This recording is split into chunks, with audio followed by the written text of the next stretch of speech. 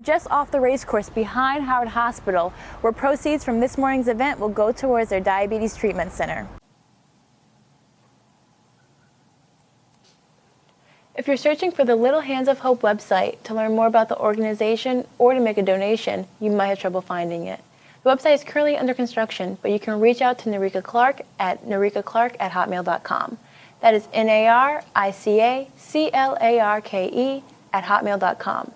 Republican or Democrat, man or woman, the next person to live in the house behind me will have to tackle that issue and more.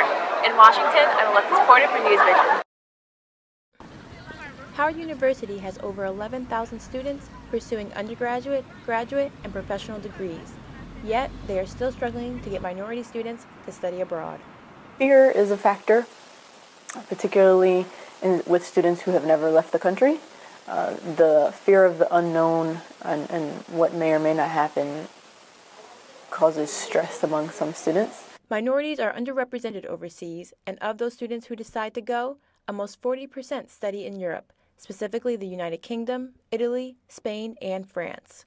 Students can meet with faculty inside the Ralph Bunche International Center to discuss different study abroad programs, as well as attend panels on international travel. Barcelona was always one of my dream places to visit. I found out that Howard actually had the opportunity to study abroad in Barcelona, so I'd be able to do two of the things that I love, study Spanish and also be abroad in Europe.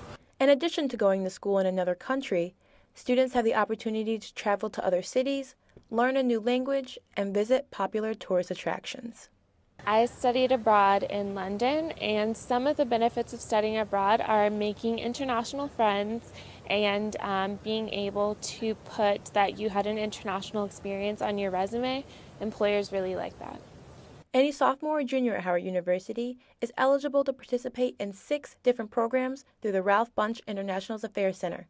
Financial aid usually covers the cost of the program. A lot of people have different perceptions of what they think studying abroad and going abroad is going to be like. So I just encourage them to step outside their comfort zone, because once you do, you can definitely just learn who you are and see a different culture and experience some things you never would have the opportunity to experience if you stayed in your box. In Washington, Alexis Porter, Howard University News Service. Is there a crisis in the Black community when it comes to higher education? Some may say yes, but the facts say otherwise. African American women, who make up 13% of the female population in the United States, beats out all other groups, regardless of race or gender, when it comes to overall college enrollment.